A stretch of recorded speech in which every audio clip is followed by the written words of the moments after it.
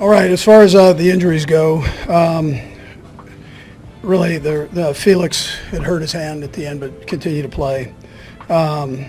Listen, my hat goes off to Sean and the Bills. They did a nice job. They made plays when they needed to. Did a nice job with that.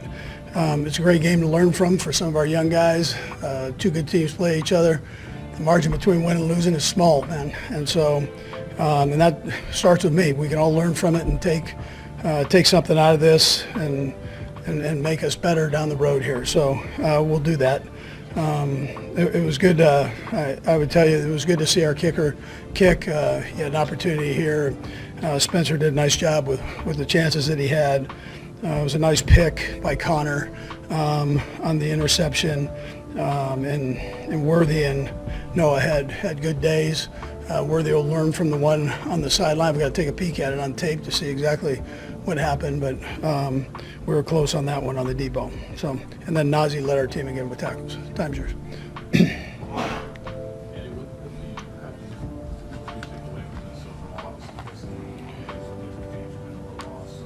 Yeah, so things you can learn. I mean, the main thing is that they're a good team, and if you have a few mistakes in there, they get capitalized on, but you keep battling and normally good things will happen. But they did a nice job on that last drive, and so that's we got to take care of business on those.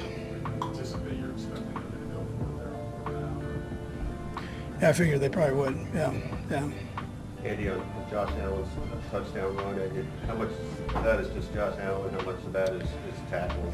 Yeah, listen, our guys, they were hustling their tail off to get to him. So he did a nice job. I give him credit for it. That's a tough one there. Coach Xavier's had a couple of those close ones on the sideline. Is that more of a timing thing, or is that just that repetition? Yeah, he'll get better at those, and then we'll get him the ball a little quicker as we go. So on that, but that I've got to see it. I want to look at it on tape and see exactly if he was able to drag his foot, if that was possible. If that's the case, then he can learn from it. Yeah.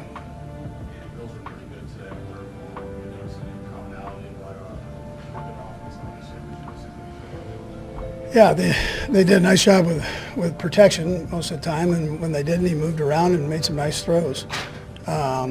Listen, he's a good player, and he's got good players around him. So we've got to tighten up in those situations and make sure we do just a little bit better.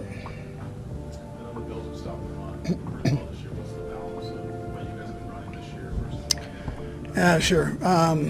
That's where I probably could call some more runs when it was all said and done. But when we had opportunities, we did a pretty nice job with it, with the exception of the short yardage. This is probably hard to answer, but how typically much do you get out of a regular season game when you do face a team in the postseason? I mean, are these points that you can draw on directly if you face the Bills in the playoffs? This experience. I mean, listen, anytime you play them, you're familiar with them, but I'm not counting on anything other than getting back and getting ourselves ready for the next game. What's that?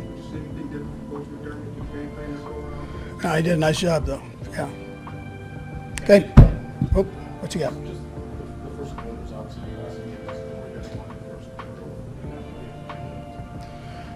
Yeah. Obviously, the second play, you don't want that to happen. So, I can help stay more aggressive with it down the road. So, yeah. Patrick Mahomes and Josh Allen delivered another classic duel between the Kansas City Chiefs and the Buffalo Bills on Sunday, but it was a momentary camera shot of Travis Kelce leaving the field that sparked intrigue as the final moments of the fourth quarter ticked away. For the first time this season, NFL fans got to see how Kansas City would react to a loss. The CBS on NFL crew did not miss the opportunity to focus on Kelce. The Chiefs star tight end struggled without his girlfriend, Taylor Swift, in attendance. He finished with just 2 catches for 8 yards in the 30-21 defeat. It was Kelce's second lowest receiving output in a game this year, barely topping his Week 2 line of 1 catch for 5 yards against the Cincinnati Bengals. In the Chiefs' previous 3 games coming into Sunday, Kelce had been on fire, racking up 32 receptions for 254 yards and 2 touchdowns. When Mahomes' last-ditch fourth down heave to Kelce was intercepted by the Bills with 1:07 left in the game, Kelce walked off the field making this gesture. It's unclear if the clap was to pick up his teammates, to show respect to Buffalo, or to be petty to Bills Mafia. In any case, it drew plenty of attention on social media. When the Chiefs beat the Bills in January's AFC Divisional Round playoff game, the 34-year-old had a much different reaction to the Buffalo fans as the clock wound down, blowing them a kiss goodbye. After Sunday's contest, Kansas City, 9-1, and Buffalo, 9-2, have the 2 best records in the AFC. Whatever meaning NFL fans choose to assign to Kelce's eyebrow-raising clap, it will rank low on the long list of reasons why everybody wants to see this matchup again in the postseason. On a 4th-and-13 desperation play with 1:17 left in the Buffalo Bills' 30-21 victory against the Kansas City Chiefs, Patrick Mahomes heaved a 50-yard pass to his longtime security blanket, tight end Travis Kelce, intercepted by linebacker Terrell Bernard. That pass was just one of 4 targets to Kelce, and he caught just 2 of them for 8 yards. That's a direct contrast to the last time the storied rivals met.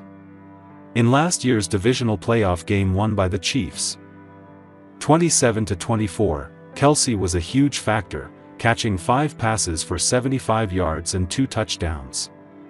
Kelce also scored the game-winning touchdown in the classic overtime divisional playoff game to cap the 2021 season, in which the Chiefs recorded a game-tying field goal despite getting the ball with just 13 seconds to play. Much has been made of the potential demise of the 35-year-old Kelce. Perhaps the best to ever play tight end, he got off to a slow start this year, and some frivolously suggested that his relationship with Taylor Swift had distracted him. Worthy and Noah had good days, Chiefs head coach Andy Reid said. Worthy will learn from the one on the sideline. More than anything the Bills did in coverage. It seemed it was a disciplined Bills pass rush that thwarted the Chiefs' passing game. Meanwhile, the Chiefs never sacked Josh Allen. Kelce's first catch occurred on the Chiefs' second offensive play of the second half.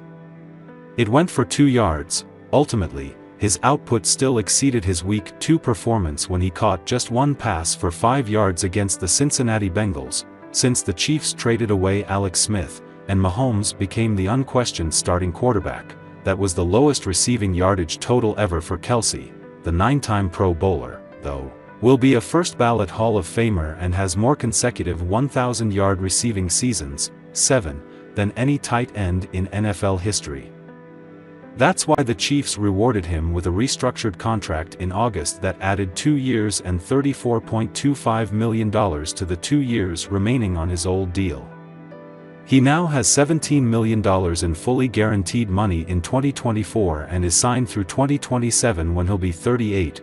Kelce's average annual value, AAV, of $17.125 million makes him the highest-paid tight end for the first time in his career, and with 36 catches for 448 yards and 4 touchdowns against Buffalo during his career, he's been a key figure in the Bills' rivalry. Sunday's game represented the 8th time the Chiefs and Bills have faced off in the last 5 years. The Bills now have won the last 4 regular season matches. It's hard for us to beat them in the regular season.